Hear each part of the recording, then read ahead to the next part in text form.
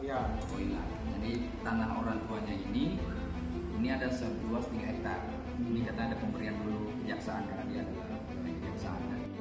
Jadi kita melaporkan pelapor ini yang kami wakili tadi bernama Rosmala Dewi ya, sebagai pelapor.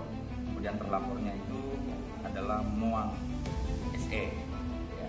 Kita melaporkan ini terkait dengan dugaan tindak pidana pemalsuan surat, khususnya terkait dengan surat keterangan ahli waris dan juga surat pernyataan penguasaan fisik ya. Jadi kronologinya bahwa ada sebidang tanah yang dipunyai oleh seorang yang bernama Koila. Nah, Koila ini memiliki tanah seluas 3 hektar. Nah, Koila meninggal dan ada anaknya sebanyak 6 orang anak ya. Nah, anaknya ini 6 orang ini termasuk tadi Moang terlapor dan juga Rosmala Dewi. Nah, itu juga anak dari 6 orang ini. Nah, belakangan diketahui bahwa dari 3 hektar ini 2 hektar ternyata disertifikatkan atas nama Moang.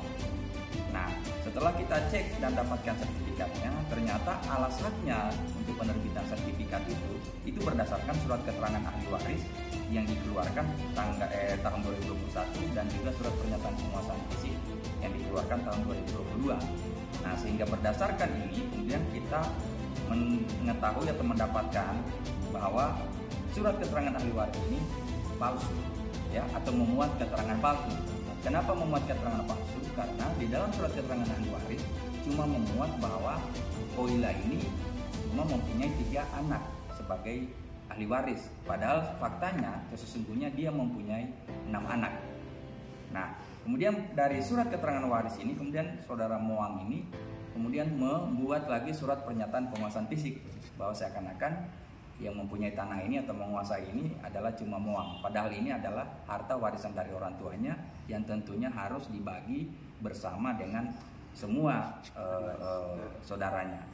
Kemudian terakhir setelah diterbitkan sertifikat, kita mengetahui bahwa ini objeknya telah dijual ke Afrika Land, pengembang perumahan, itu sebanyak atau sebesar 2,5 M pada bulan Mei 2025. Nah, sehingga dasar kronologi inilah kemudian kita melaporkan kiranya agar bisa diproses di Polda Sultra. Sebelumnya juga Ibu Rosmala Dewi sudah membuat laporan tentang penggelapan di Polda Sultra.